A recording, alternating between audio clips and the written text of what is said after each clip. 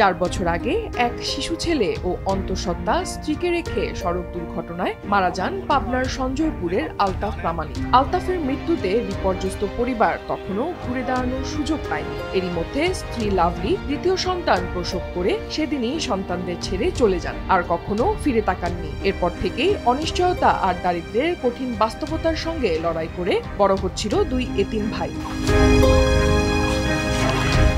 এতিম হয়ে যাওয়া দুই শিশুর দায়িত্ব কাঁধে তুলে নেন তাদের দাদা রাজু প্রামাণিক। বাড়ির পাশে একটি ছোট দোকান চালিয়ে কখনো আধ পেটা, কখনো অনাহারে দিন কেটেছে তাদের। জীবনযুদ্ধে হার না মানলেও দারিদ্র্যের কঠিন শিকল ছিঁড়ে বেরিয়ে আসার উপায় ছিল না তাদের।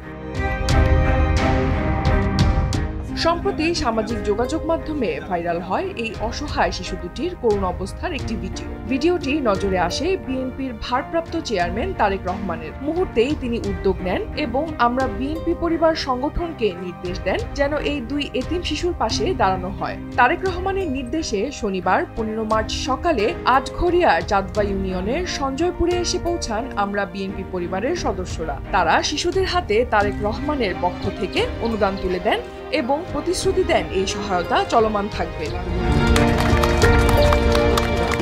তারেক রহমানের পক্ষ থেকে সহমর্মিতার বার্তা ও আর্থিক সহায়তা পৌঁছে দেন আমরা বিএনপি পরিবারের সদস্য সচিব কৃষিবিদ মোকসেদুল মুমিন মিথুন। এছাড়া মোবাইল ফোনে ঢাকা থেকে আমরা বিএনপি পরিবারের আহ্বায়ক ও বিএনপি মিডিয়া সেলের সদস্য আতিকুর রহমান রুমন অসহায় পরিবারের খোঁজ নেন এবং তাদের পাশে থাকার আশ্বাস দেন।